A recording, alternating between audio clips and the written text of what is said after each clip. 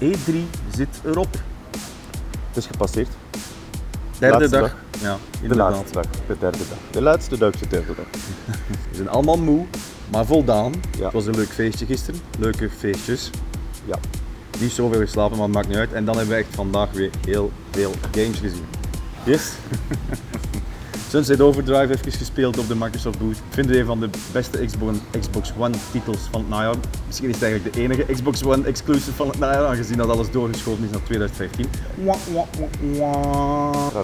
Het speelt zoals dat de trailer en de gameplay demo op de persconferentie. Het is gewoon over the top, awesome. Het is echt grinden. Hij vindt het infamous, ik vind het Tony Hawk. En het is een beetje van alle twee. Infamous. Dat was een beter titel geweest. Ja, we zijn langs geweest bij Nintendo. We hebben veel nieuwe titels gezien, of volgende edities van Super Smash Bros. Gespeeld. Ja. We hebben die Paint game gespeeld.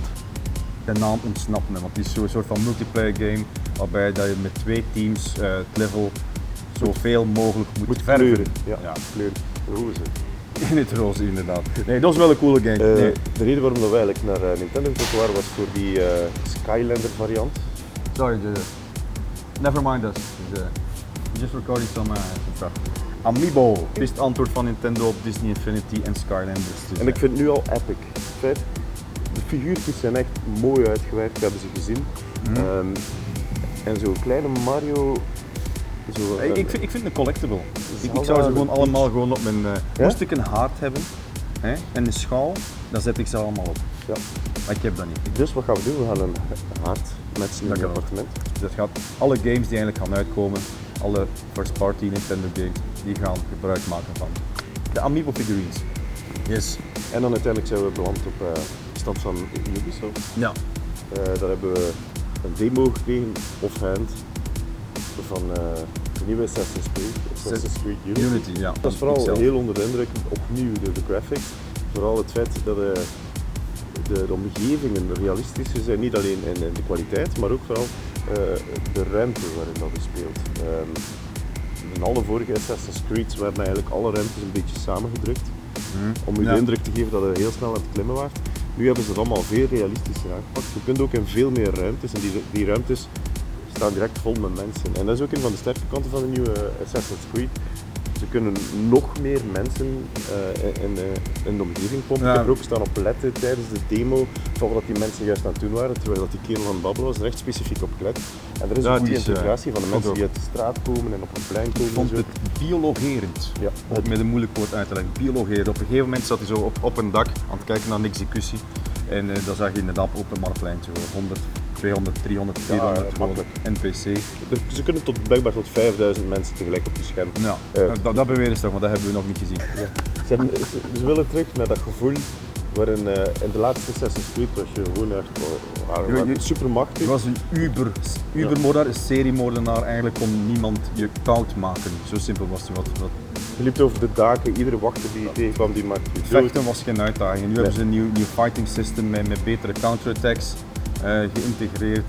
De AI is ook wel stukken beter tijdens de gevechten. Nu staan ze echt niet meer te circle jerken en te wachten. Ja, nee. Te wachten tot hun beurt is om jou te gaan aanvallen. Nee. En ze gedragen zich intelligenter, ze gaan tegelijk gaan aanvallen. En je hebt de politie in uw stad. En hij zei letterlijk tegen ons van, zelfs wij, als we zien dat er 3 agenten staan, wij die het spel ontwikkeld hebben en die het zo goed onder de knie hebben, als we zien dat er 3 agenten op ons afkomen, dan vluchten we. Je bent gewoon een onderdeel van een eigenlijk, daarom ook die multiplayer natuurlijk. Je bent een onderdeel van een orde en je bent niet meer die oppermachtige assassin die erin kwam. En plus, het is co-op, maar dat hebben we al gezien. Dat weet iedereen al. Sorry Dennis. Goed, wat zit erop, Ben? Morgen terug naar huis. Yep, morgenochtend. Heel vroeg, denk ik om 4 uur. Ja. Tegen een uur of 8 vertrekt ons vliegtuig en dan vliegen we terug. Dus eigenlijk zou ik ook beter nu gaan slapen. Of in de jacuzzi gaan zitten. Of in de jacuzzi, of misschien nog iets gaan drinken.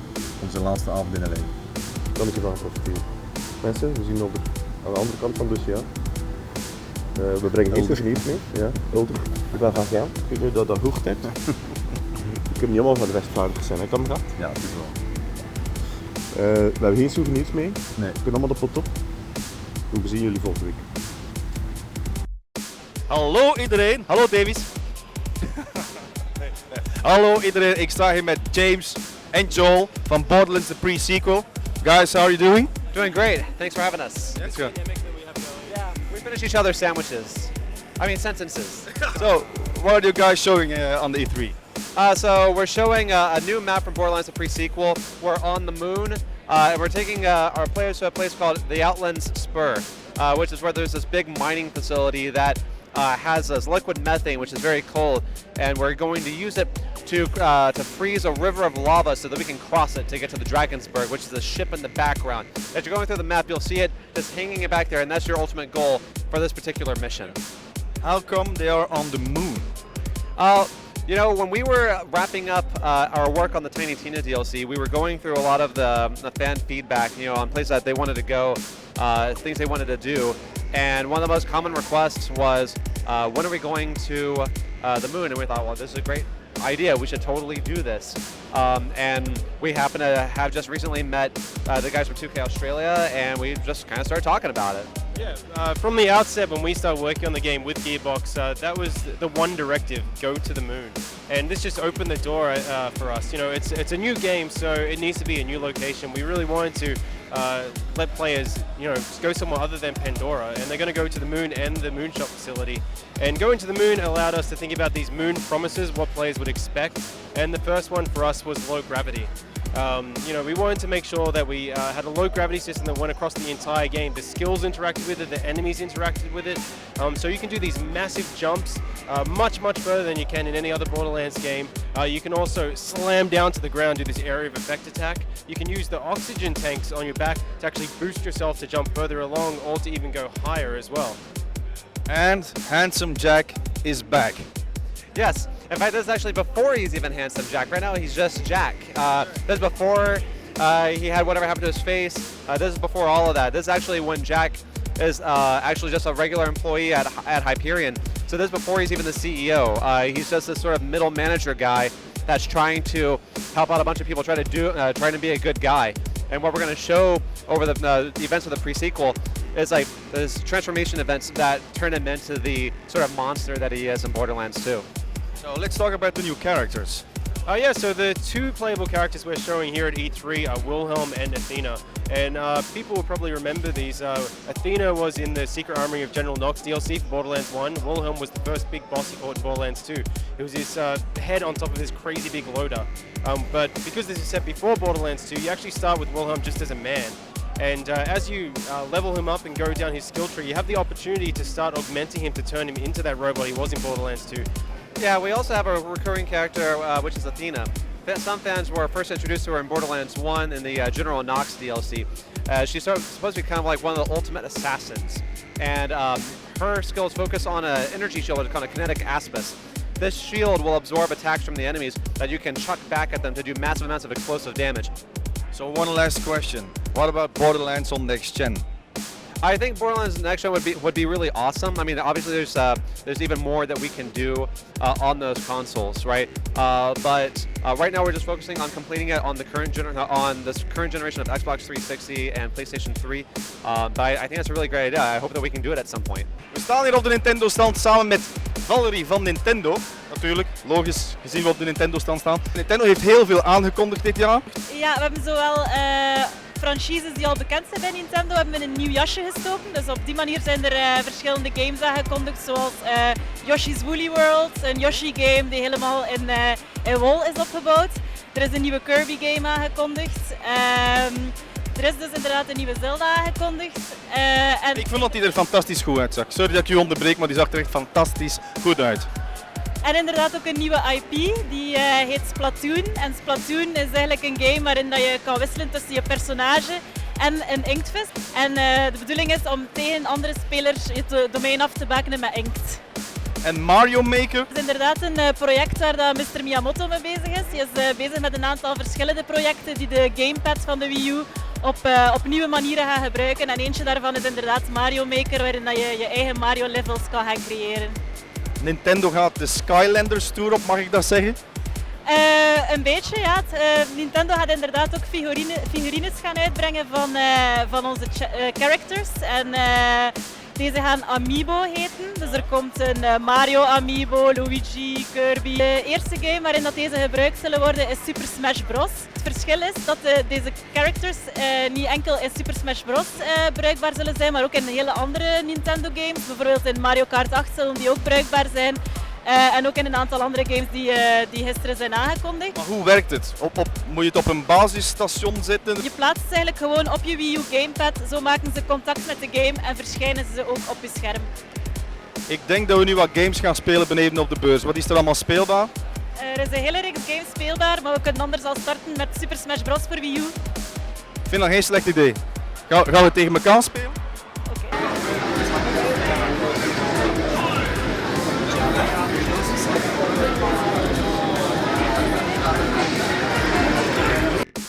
Naast me staat Ike van Turtle Beach en die gaat me alles vertellen over de nieuwe allianties, de nieuwe partnerships van Turtle Beach en de nieuwe headsets die dit najaar uitkomen. So yeah, so we have a lot of headsets here that we gotta talk about. We can start here with Call of Duty. This is our 4th year that we're partnered up with Call of Duty, and this is Advanced Warfare. It looks awesome. We think it's gonna be a great game, and we're gonna have a range of headsets, ranging for ones for Xbox One, for PlayStation 4. That'll be kind of the entry point into the Call of Duty line, and at the top end of the line, we're gonna have tournament level headset that you can use for tournament level play. That's gonna be the top of the line. It's gonna have everything, all the bells and whistles involved with that. So it's gonna be really awesome. So what's different than the previous iterations of the headsets? Also, we work very closely with the developers when making these specific headsets for branded games like Call of Duty.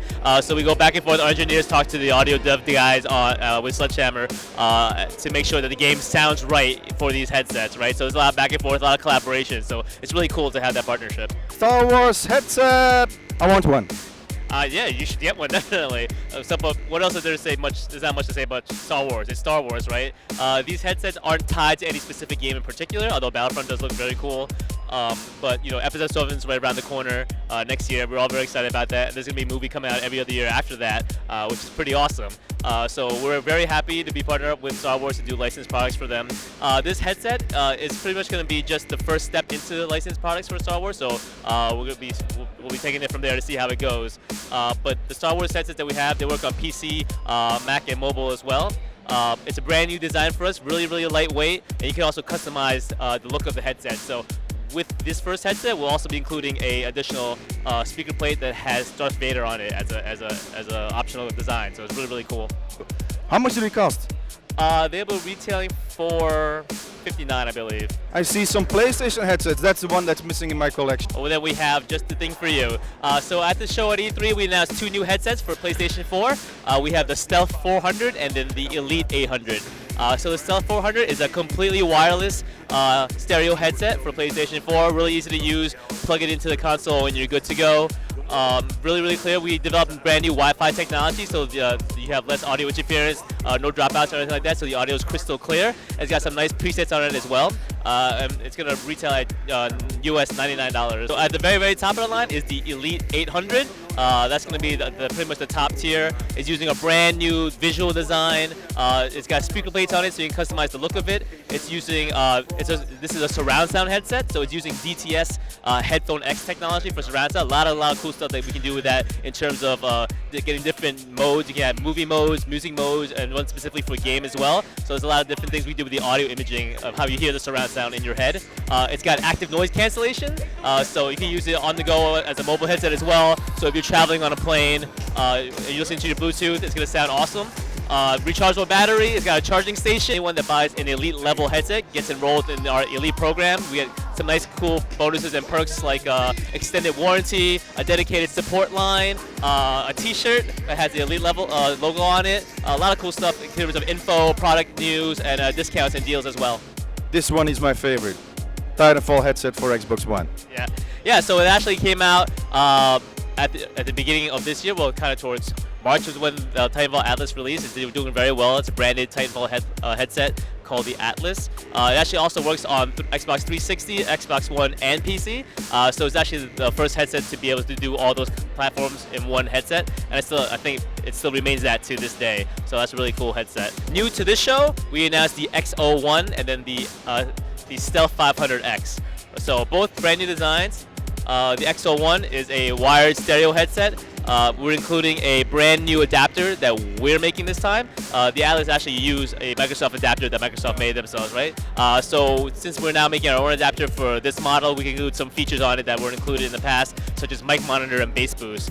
So something that our customers really wanted, and we're happy to provide that to them at this point now. And at the top end of the line is the Stealth 500X. So we anticipate that that'll be the first completely wireless surround sound headset for Xbox One. Using, as I said before, we have new Wi-Fi technology, so the audio interference is no longer there. It's using DTS Headphone X surround sound technology, cool features there. And as I said, there's no adapter needed at all. So you have one small transmitter, plug it into the console, and you're good to go. Nothing needed to plug into your controller. So it's really easy to use. And how much is it going to cost? It's going to be $229 US. This fall?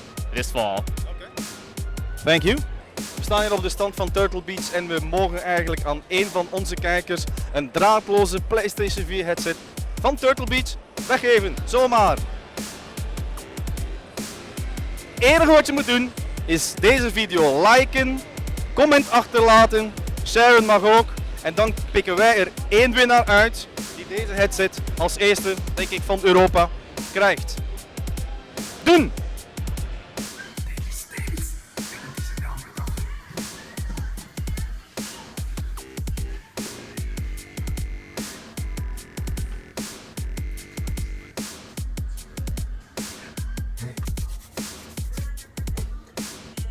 What the fuck, wat is dit naartoe?